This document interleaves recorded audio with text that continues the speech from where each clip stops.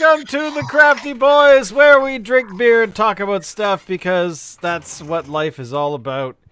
And especially these days. Actually, well, yeah, I can't think of a single thing that anyone else does. So, welcome.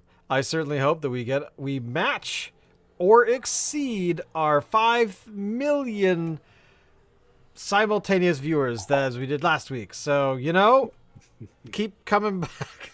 We were really big in Bangladesh for some reason. I know. I don't know what it was. Yeah, and you know why? You know why we were big? We restreamed the satellite transmission to YouTube, and for whatever reason, YouTube hasn't picked it up. But the number of people we have in on the satellite transmission is enormous. I know. Blown right up. It's shocking. Like, we are bringing satellites to their knees, So Yeah. basically, it's clobbering time. I love that. When did we turn into an AM radio show? Well, at some point, we're going to go over to Locke with weather. Locke is in the Sky 9 helicopter.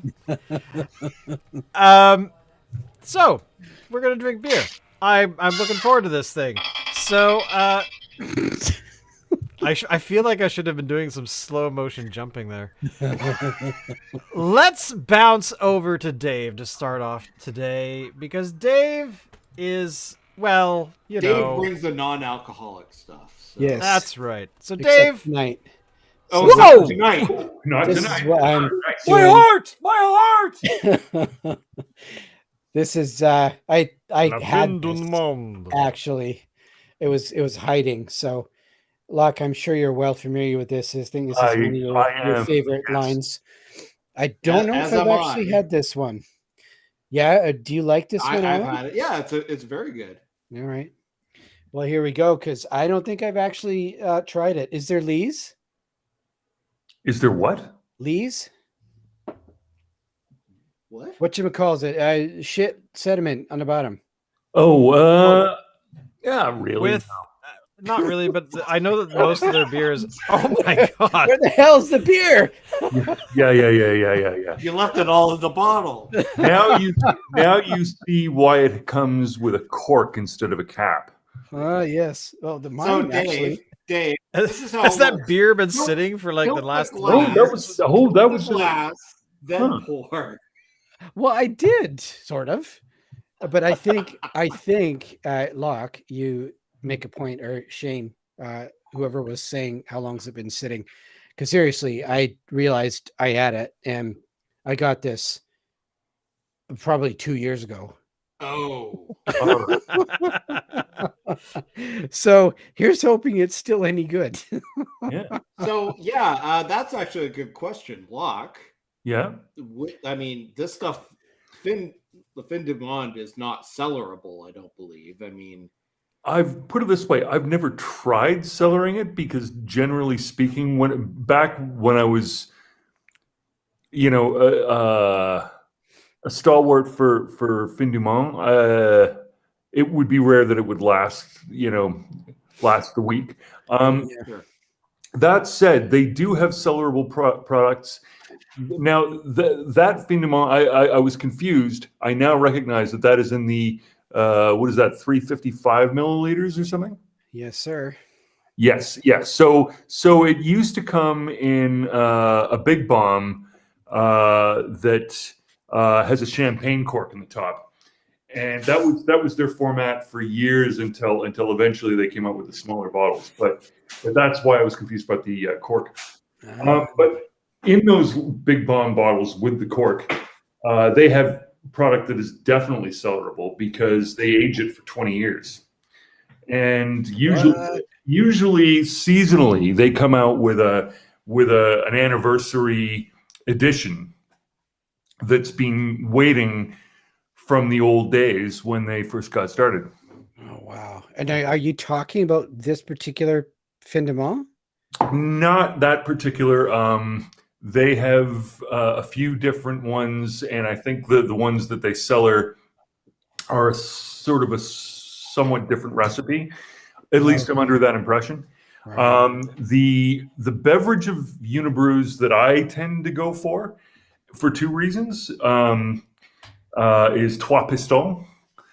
Trois Pistoles is like Fin du Monde, but it's a bit darker. And if I'm to be honest, the flavor profile is just a little drier, a little less sweet, which I prefer. But that said, both excellent beers, both sort of in the classic effervescent Belgian style. I've got nothing but nice things to say about those guys. Yeah. Awesome. Well, I gotta So, say, Dave, I'm what do you I'm think? enjoying this. It doesn't taste like it's gone funky or weird. Mm. Having said that, I don't have anything to base it on. I haven't tasted Fin du Monde just off the shelf, right? So Sure. Well, it would I'm, taste like a Belgian, like a Belgian strong kind of thing.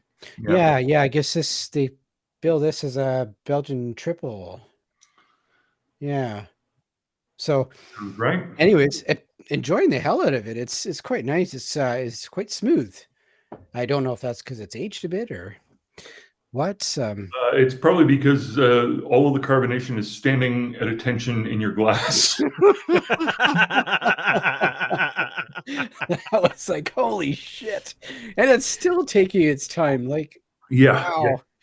And now that I think about it, it's been a while since I've seen Unibrew product out this way.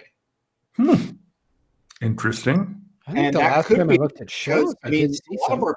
lot of places out here are selling almost exclusively cans now. Like they've dropped, like they're still selling bomber bottles, but not as much as they used to. And I kind of wonder if maybe if Unibrew is still using bomber bottles, maybe they aren't bringing them out west or something. I don't know. No, we are living in the age of the supply chain catastrophe. So who Yeah. knows? Or maybe I'm just not paying attention and it's readily available. That could be. everywhere. Could be.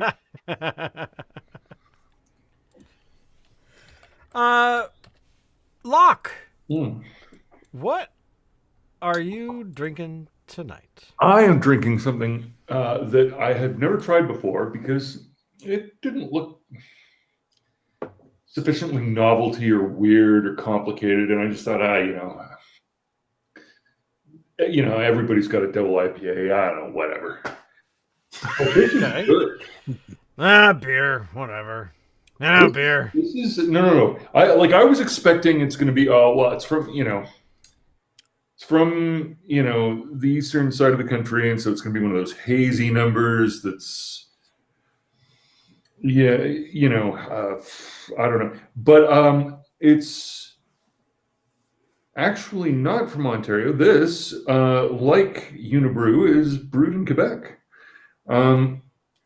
The brewery is Saint-Ambroise, St. Ambrose, whatever.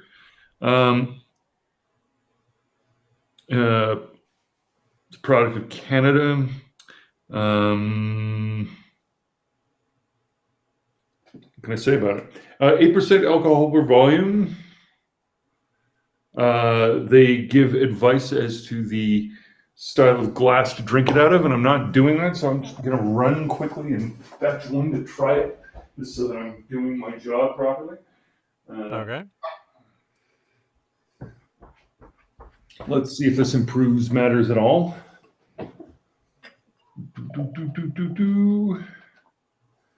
Let's try that.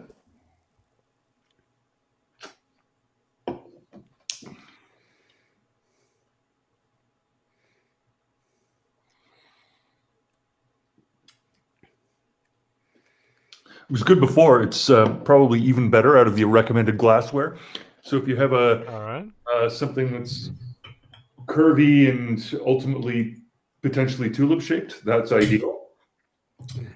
Let me see. The hops, unlike what I was fearing and expecting, are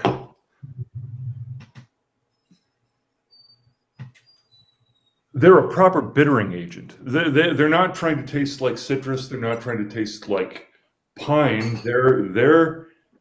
They taste boldly and proudly like hops. And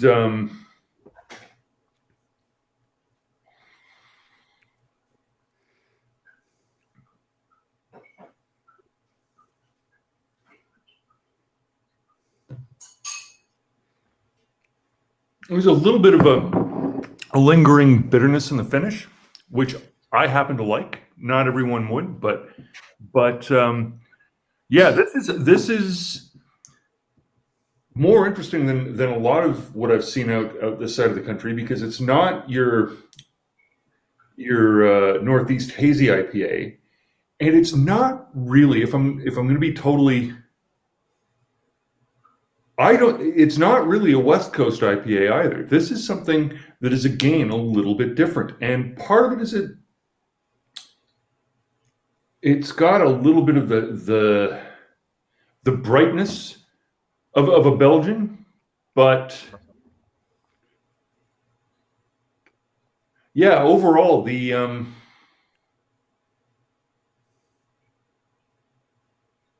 Tastes like beer. the bitterness it has a tanniny quality that I quite like, Oh. and yeah, this is a different beer than I thought it was going to be, and I'm very pleasantly surprised. St. Ambrose Double IPA. Let's see if we can see that on the That's board. a really dark can or really terrible lighting. It is Uh, a really dark can, and it is really terrible lighting. Let me see if I can improve the lighting, because the can. Well, no, it actually looked. Yeah, just like that. Yeah, that's perfect. Nice. That is a really Nice. intricate can. Yeah. All right, Alan, you and I have been waiting for weeks upon weeks upon weeks Yes. to open this bad boy. So this Almost beer, as long as before Dave. Dave dies, We've been holding on to this almost as long as Dave has been holding on to that beer from Unibrew. So this is the last one that Shane and I have together here. So That's right. So we're gonna have to go shopping again. But it is from Barnside Brewing, which I believe is in Ladner. No, pardon me, Delta, British Columbia, which is pretty close to Ladner. I'll say. It is their. You want to read it? You want to? No, say go ahead. It is their Maple Bourbon Imperial Stout. Ooh. And this It's, thing, yeah, it's powerful. it's aged for 6 months in ex-bourbon barrels. So I would assume that's former bourbon barrels. Most recently used for maple syrup, then blended and aged in glass to develop a gentle complexity. It comes in at 11.2%. So yes, LSAT, it will get us drunk. Ooh. All right, 11.5%. The 0.2. Bally penis is going to open up mine. Oh, Look at that. Oh my. This is very, very aromatic. Hey, Peanut Gallery. I'm seeing what looks like virtually no head on that. Canadian beer and maple syrup, you never would have guessed. Yeah, I know, right? There Actually, you go. what's big up here is beer and coffee. It's all over the place. Love it. I love the combination. The reason I don't do more coffee stouts on this show is because when we do this show, it's already midnight. So if I drank coffee at Oh midnight, God, yeah. I would fall asleep sometime tomorrow at noon. This smells amazing, and here we go. I'm diving in, but yeah, you're right. There's no head on this at all. No, not at all. So here we go. And no, like it's flat too, which you would expect from a stout. Yeah, I think that's fair. Oh my God, that is like drinking beer that you just poured a bunch of maple syrup into. Yeah, it's sweet. Huh. Like really sweet. Like maybe too sweet. It's not overpowering, but it definitely is sweet. Actual ingredient. Wow. They said they mixed it with maple syrup, but like, what else is in there? Anything? Let me see. Let's see. Their ingredient list, I don't think is actually on here, but I'll bring it up with the power of the internet. It does say aromas of maple syrup, demerara, sugar, bourbon, and tobacco with a delightfully smooth palate that tastes of chocolate, roasted coffee, oaky vanillins, and maple syrup. Yeah, I buy all that. It's really sweet though. Wow, their website's really got a yellow tinge to it. Barnside Brewing is basically got no information other than what's on the bottles. So there you go. But they only have 2 left in stock on their website. So if you want it, you better get it now. So this I wow. would classify as a dessert beer. It's very sweet. It's very enjoyable. But having this whole bottle to myself right now probably is not a good idea, unless I want to be diabetic tomorrow. by the end of the show. Yeah, I'm gonna have to go get an insulin shot or something. It's a good treat, and that's about it. Hey! There we go. Jeez. Sorry, Putin was getting in on the action there. He was very happy about that. So, since you guys have been talking, I've been drinking out of the glass instead of the jar. Yeah. And something else about the flavor has attracted my attention, and that is that as tanniny as the back end is, the front end, there's almost a kind of sort of banana esters, you know? Really? Yeah. This is a complex beer. Interesting. All right, so Alan, what complexities are you finding? Or is it just the sugar? Is that really what's overpowering everything? No, I can definitely taste the maple syrup. I can taste the chocolate. I can taste the vanillins. The oakiness from the aging in the barrels. So there's a lot of stuff going on here, but there is a sweetness to it that I think is, I don't want to say overpowering, but it's overpowering. Mm. Yeah. I was going to say, as soon as you started talking sweet, I'm like, okay, we're probably talking at least a thumbs down from Alan on this one. Well, I see. I wouldn't go that far. It's not a thumbs. It's not a thumbs down, but this isn't like a beer that you go and chug and ask for another one. This is like you have a glass, and that's it. Yeah. And you're done. And then you go into something that's lighter. It's a treat, is what it is. It's a dessert beer. Yeah, I mean it's definitely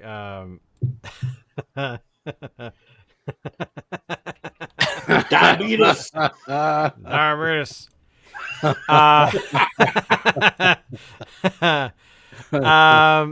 That's so true. It's so true. I don't know why that's so funny to me. I'm just thinking of every single one. Diabetes. They should change the name of this beer, just completely to that. But yeah, I mean, it is so true. Yeah, I mean, I'm gonna finish this beer. I'm gonna finish it. So I mean, it doesn't get a thumbs down, but it's not quaffable. So I'm not gonna give it a thumbs up either. Yeah, well, it's not something you rush. Like this, I just took a bigger mouthful than the sips I was doing before, and that was a bad idea. And I'm saying this as somebody with a sweet tooth. Like, I love sweet beers. This is overpowering. Yeah. Would you compare this to that beer that we had? You remember the dessert beers we did a number of years ago, where you had a like that cake and a couple other ones. Like, have you? There was a Nanaimo bar one too. I would say this beats them all on the sweetness scale. Yeah. Yeah, this is the sweetest beer I've ever had by far. Sounds like it'd be right up my alley. I don't know, actually. Oh, really? Maybe. I think he would definitely be all about it, but I don't know. Maybe I'm not. Maybe I'm assuming a lot about Dave's palate. Maybe. What I know for certain is that I would probably not like it very much. No, you would not like this at all. Yeah. I think, Locke, knowing you would toss this down the drain. Mm. Whoa. That's powerful. Yeah. Well, I mean, I might. I guess, but yeah. That or I would use it in baking or something. Or See, now there's an idea. Like if you were to use this to make, I don't know, beer battered fish, although that wouldn't be. I have a This feeling isn't I have effervescent a enough. feeling that might go into pancakes. Yes. Beer pancakes. And Or pancakes, waffles. yes. Waffles. Or admittedly, I have been known to pour sweeter beers and other kinds of sweet thing on ice cream. This would be amazing with a float, Huh. All right. like in the summer. You're right, because we did that. We did an episode of almost probably 2 years ago now, where we did the beer floats. I think was it stouts that we went with. Yes, think. we went with stouts and vanilla So ice yeah, cream. this would work with vanilla ice cream in a very big way. Hmm. Hey, Peanut Gallery, what do you think of the beer? Too sweet. There you go. Yeah. The There you Peanut go. Gallery has spoken. So those are the beers for tonight. So boys, the Olympics! Yay! Yes. Yeah, I gather. Have you at all been interested in? Well, I mean, put it this way: I don't really have much skin in the game. I sort of, whatever. The Olympics. Yeah. I kind of Right. think that. You were saying, Locke? Like the fact that there's so much coverage of snowboarding as a skier puts me off a little. Okay. I kind of think that the only Olympics maniac that I'm currently associating with would be my stepmother, and she used to be a figure skater, so she has actually ended Olympic figure skating for, I don't know, like not in the last few or whatever, but she used to be like every Olympics she'd be there with tickets for the figure skating. And being as she's my stepmother, I've actually seen some Olympic figure skating firsthand. Am I massively into figure skating? Not especially, but on the other hand, I'm not massively into ballet either, and I appreciate the art form. The fact that at the end of one of them they hold up cards, and the other one they don't, sort of seems to be a bigger difference than whether or not they're on ice in some ways. But I got to say, like, if if you've ever sort of gone all fitness crazy and tried to do balancing exercises and you found those challenging, reflecting on the fact that these people are doing those on ice while moving fast, and then they jump into the air and flip around and do quadruple spins and shit like that, is pretty mad. Yeah, that's true. Skill right there.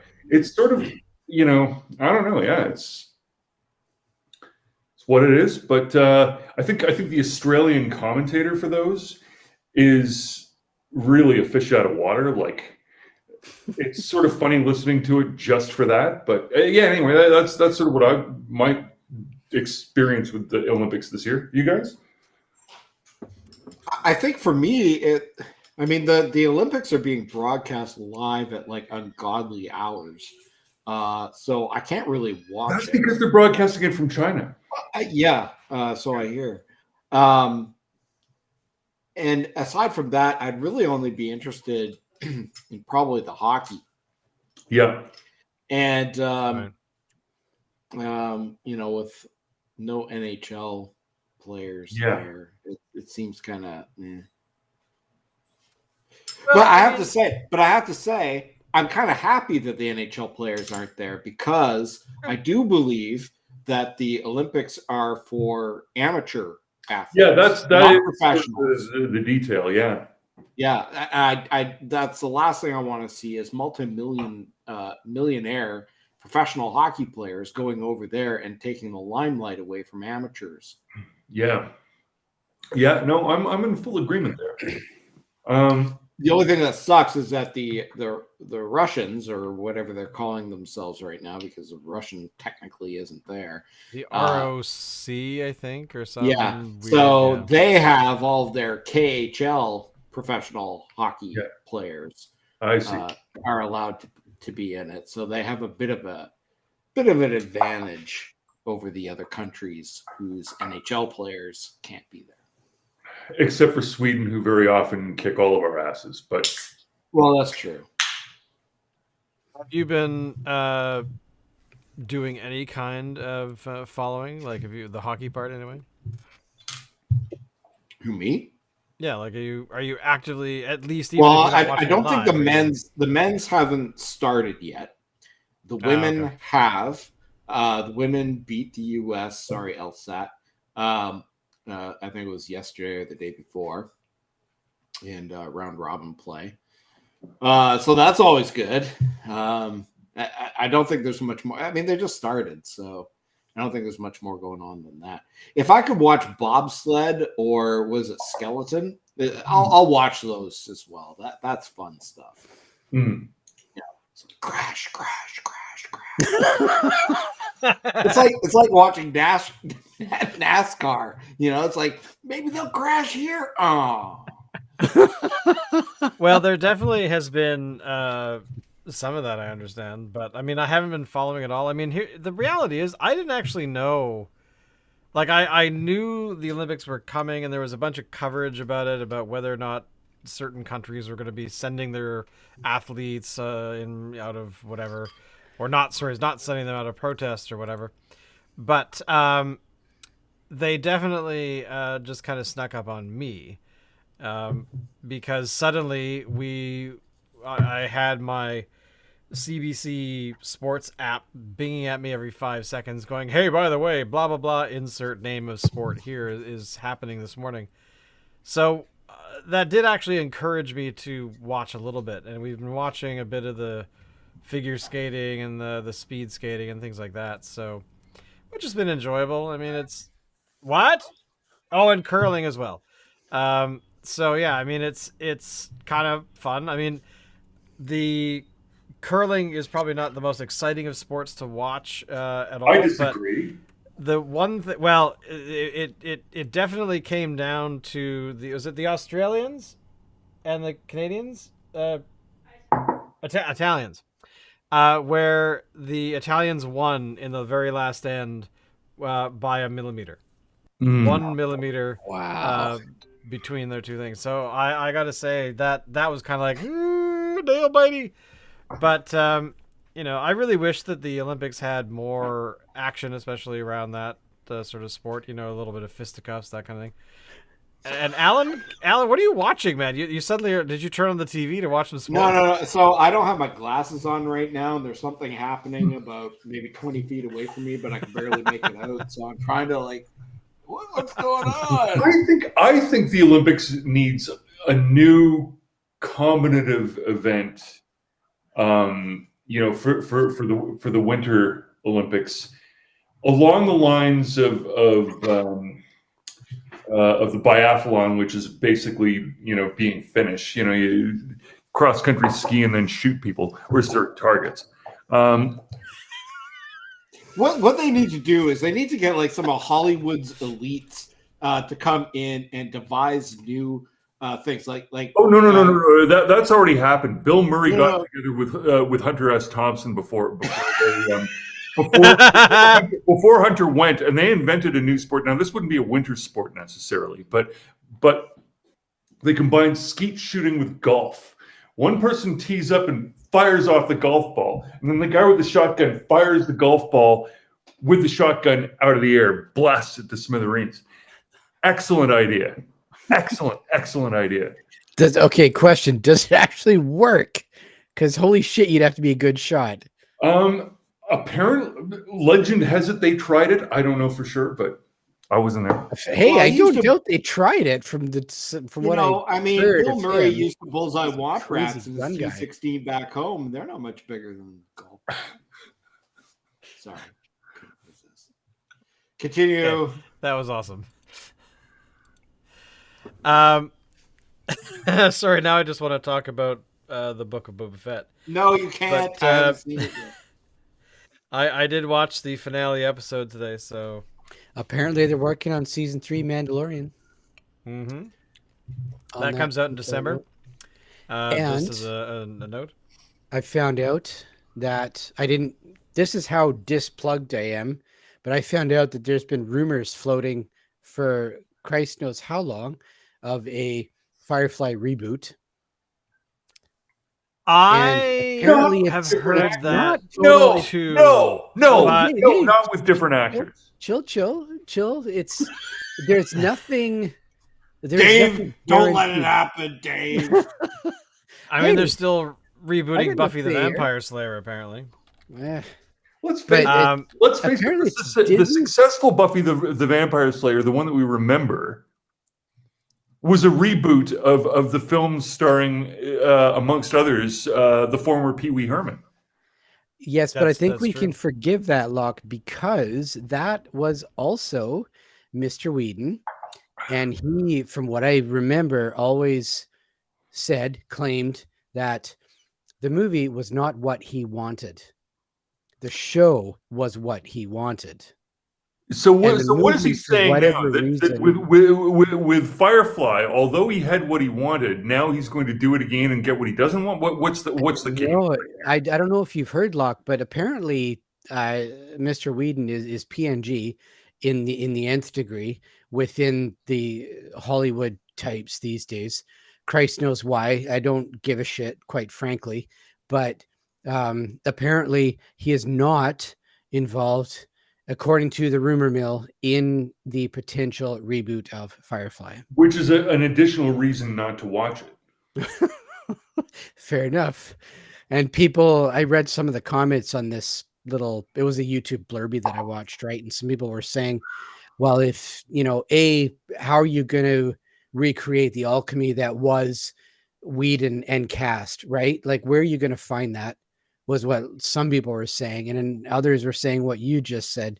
If Joss isn't even involved, where are you going to get that flavor? You're not. And another whammy, of course, people were looking at it, sideways because it is Disney looking at doing this reboot. Upside, though, apparently it's the team that's been working on Mandalorian / Book of Boba Fett. So people were saying, yeah, that gives us some hope because, these two guys are doing a pretty reasonable job of the stories. So, but I just heard this shit today. So, and it's not guaranteed. There's nothing in the works as far as I know, but apparently this is reasonably corroborated that it is a thing. At the risk of being like vilified in this group here, am I the only person in the entire universe that doesn't like Firefly? Probably yes. I'm Shane guessing shut him down. So anyway, continuing on with the show where Alan is no longer involved.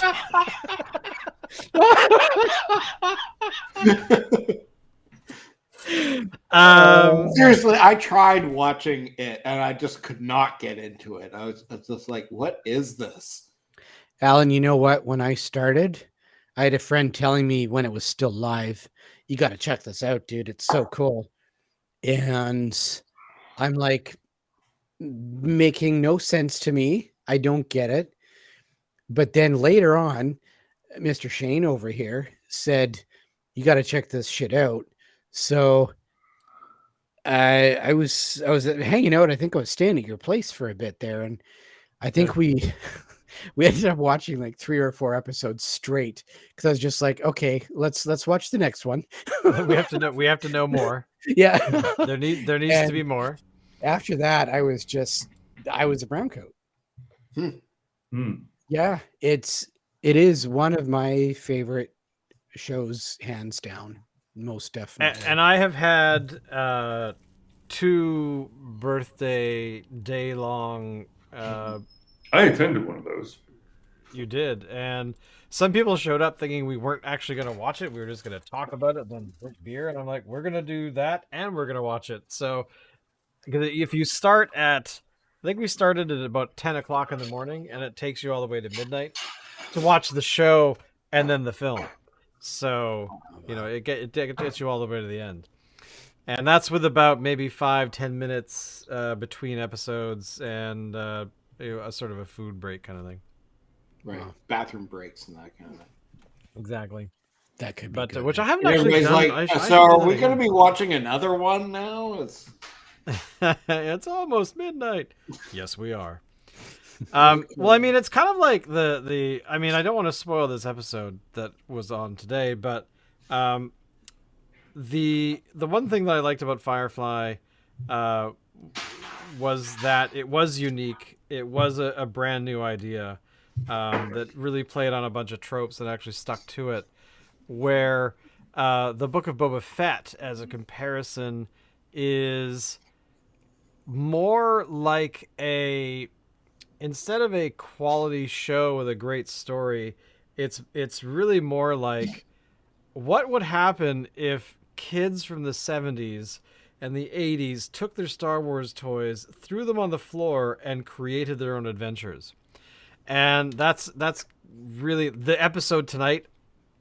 Like, you could tell that this was like the Jon Favreau guy going, remember that time on that Sunday afternoon when I was like 12 and we did that thing that was really cool? What was that thing? Huh. Oh yeah, that thing. Yeah, that was fucking cool. Let's write the final episode about that. I'll be So, yeah. honest with you. I've always thought that would be a cool film to see. Is kids playing with action figures, Whoops. and then cross cut to the world they're creating. Oh, that'd be cool. You know what I mean? Yeah. Kind of reminds me of those old like Star Wars toy commercials from like the late 70s and early 80s, where they'd have the kids playing with the toys in the commercials, and they would like for like the Rancor pit, instead of having like a Rancor pit, like they had like a paper cup, something. They just knocked the action figure into the paper cup. Ah! Nice. I remember playing GI Joes out in the front yard of my cousins, who at the time were living in Victoria. This is when I first moved to Victoria, probably before I met you guys. And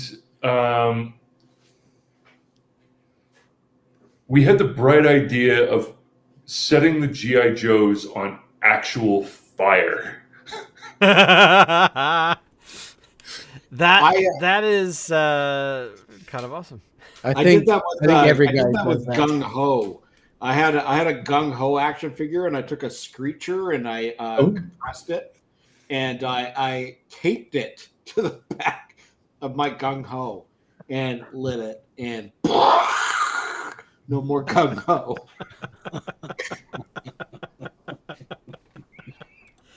Yeah, I was just gonna say that GI Joe, the staple sidekick of fireworks ever, which is so true. Totally.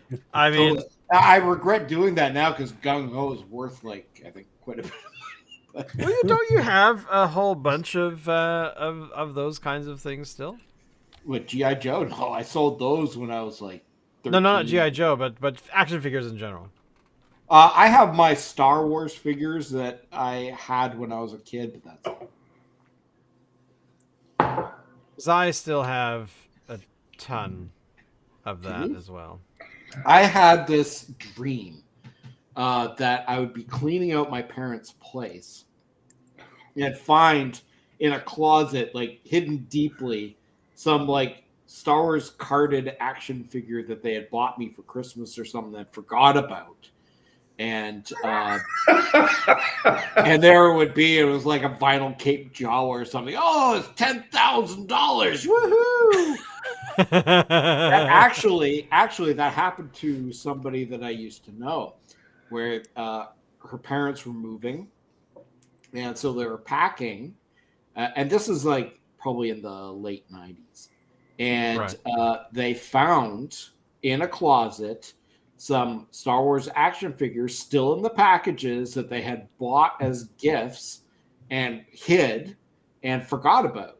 Mm-hmm. And so they had these pristine action figures still in the package.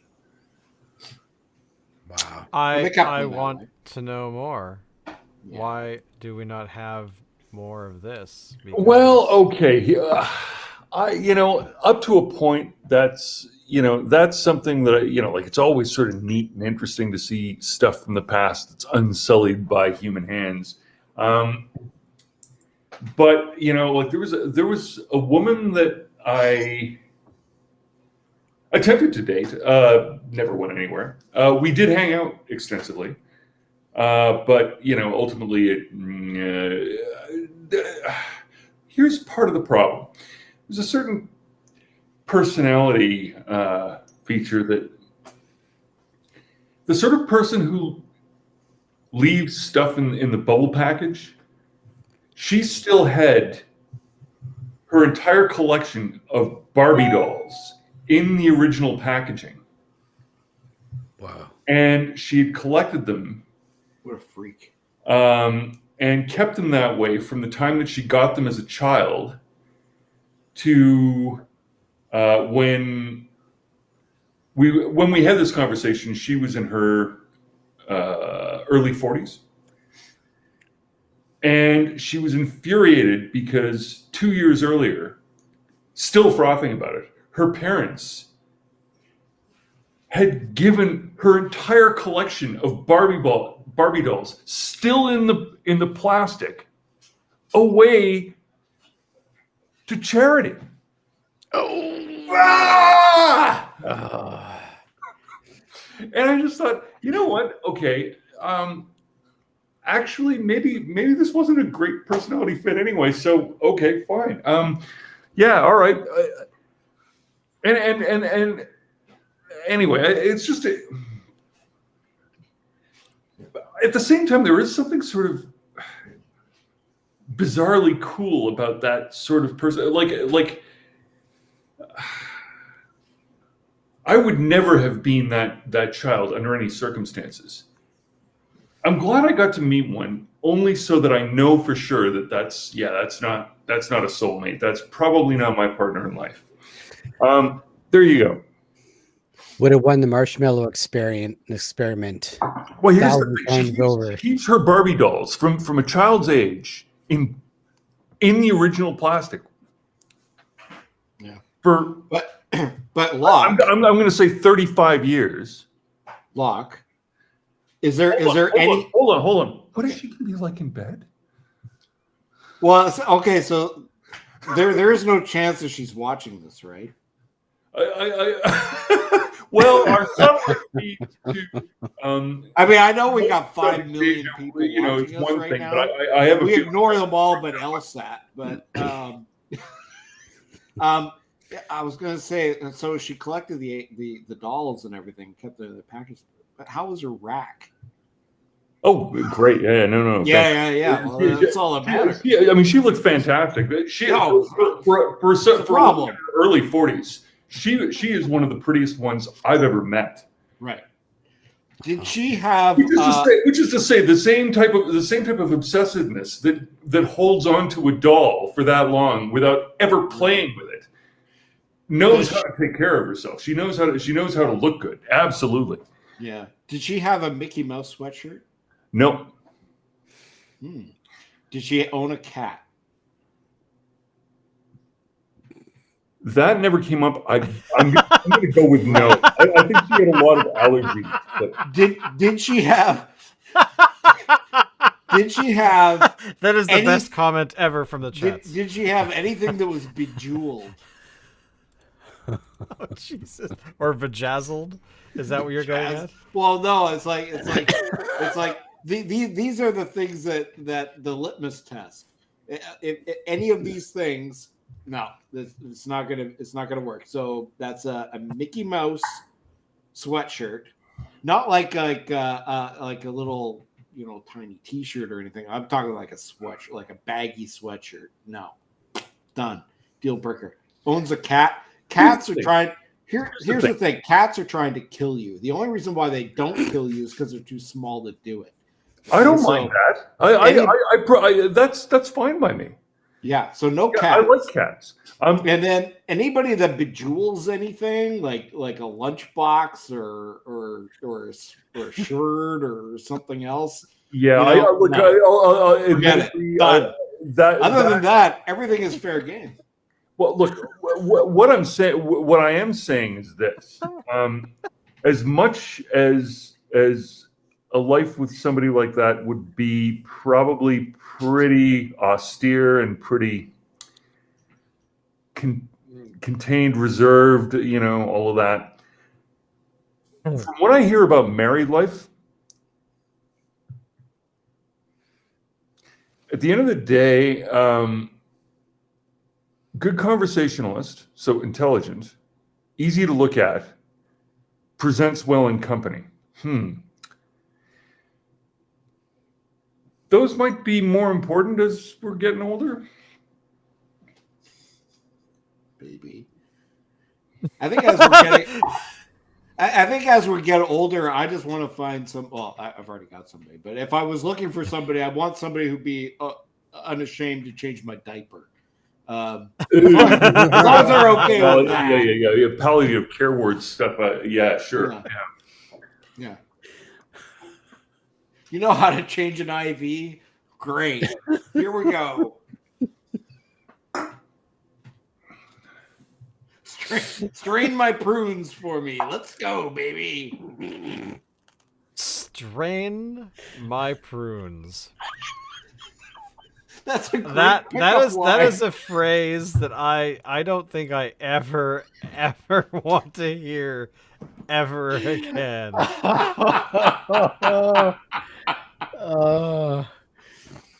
Strain my prunes. I gotta say that I want. Could you, Dave? Could you try that as if you were a Klingon? I got nothing, man. I'd also like to hear it in the original Klingon, please.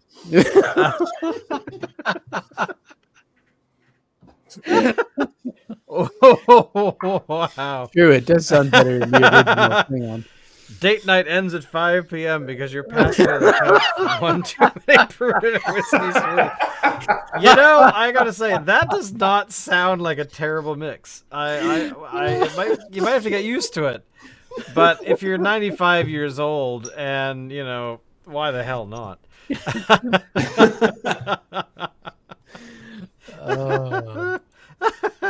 I gotta say, we have become dirty old men long before we should be.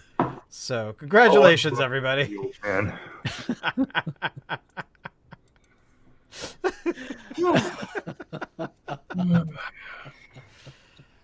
Oh my god, so awesome. Yeah. So there you go. I suddenly want to start eating prunes. I feel like I need them now. It's something I don't think we can recover from that. Nope. Yeah. On that note. Oh, excuse me.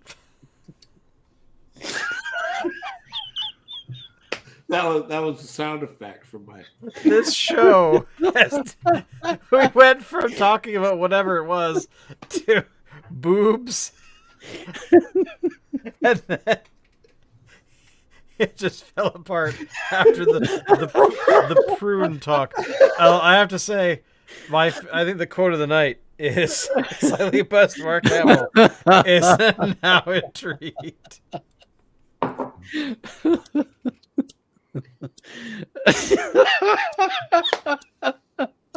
Please come every week.